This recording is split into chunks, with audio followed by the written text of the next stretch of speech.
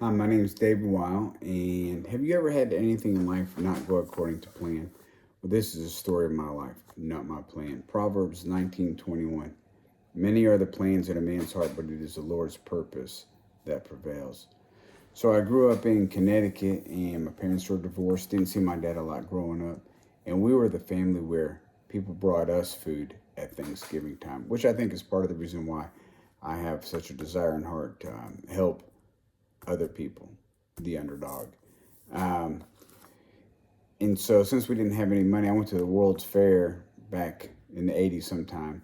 And I actually, embarrassed to say, but I went in the fountains where people threw their pennies and collected 25 of them to cash them in for a quarter so I could play a video game just because I didn't really have any money. I had to do whatever it took.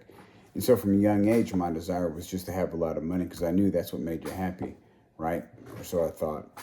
Fast forward many years, I went to Desert Storm in 91. And when the war first started, we had to take a nerve pill. And I literally thought, I'm about to be killed. But I thought I had an 80% chance of going to heaven because I was a good person and for the most part.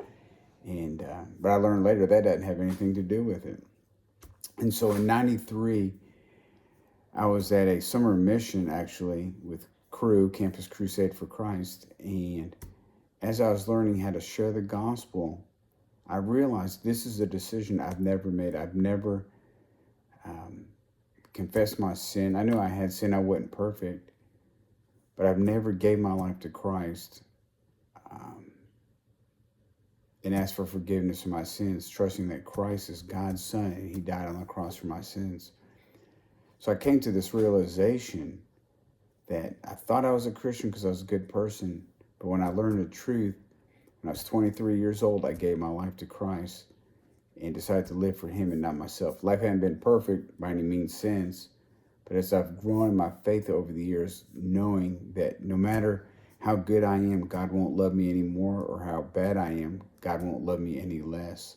And living in this truth and learning how to pray, communicate with God, to listen to God, just to look at God looking at me, knowing that He loves me and I'm accepted, it's just a priceless gift. And knowing now that I know I'm going to heaven, 100% sure based on what Christ did for me and not my own.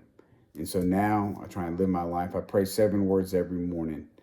God, use me for your glory today.